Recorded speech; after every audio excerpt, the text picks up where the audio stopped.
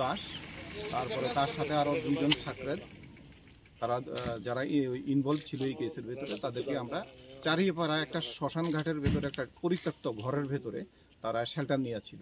তো সেখান থেকে কালকে রাত্রে আমরা মিড নাইটে আমরা তাকে ট্র্যাক করে সেটা ওইখান থেকে আমরা ডিটেন করছি।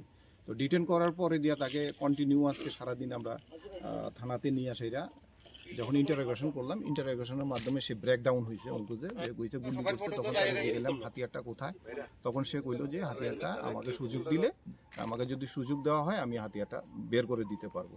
তখন আমরা সাথে সাথে এসডিএমকে রিকুইজিশন দিলাম যে তার ডিসক্লোজার স্টেটমেন্টটা রেকর্ড করার জন্য একজন এক্সিকিউটিভ ম্যাজিস্ট্রেটকে দেওয়ার জন্য। এখন অ্যাকর্ডিংলি উনি ডিসিএম বিশ্বজিৎ মজুমদার ওনাকে অ্যাপয়েন্টমেন্ট করেছে।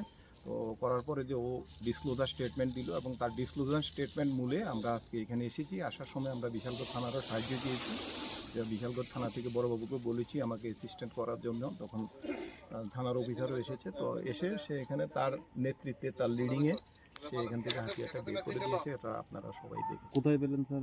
এটা অ্যাকচুয়ালি সিপাহী জেলা জুর ভেতরে যে অ্যাপ্রোচটা আছে এখানে, যে ডাক বাংলাটা সিপাহী জেলার যে গেস্ট হাউস আছে, সেই গেস্ট হাউসের রাস্তাটা ঠিক মিডলে একটা গেট, ছোট্ট একটা গেট আছে পরিত্যক্ত গেটের মতো। এই গেটটার নিচে জঙ্গলের ভেতরে একটা গামছা দিয়ে পেঁচিয়ে রাখা অবস্থা, সেটাকে পাওয়া গেছে। স্যার এই ঘটনায় মোট কতজন গ্রেফতার হয়েছে? এই ঘটনায় আমরা গতকালকে রাত্রে অবধি আমরা তিনজন, আমাদের চারজন ছিল আসামি ছিল, তিনজনকে কালকে রাত্রে আমরা পিক আপ করেছি। আর আজকে একজন যে যার মিসেসের সাথে ঘটনাটা, অভিজিৎ দাস, তাকে আজকে অ্যারেস্ট করা হয়েছে। তাকে আরকিপুর পিএসের কাস্টডিতে আছে। আমরা এখন তাকেও নিয়ে যাবো।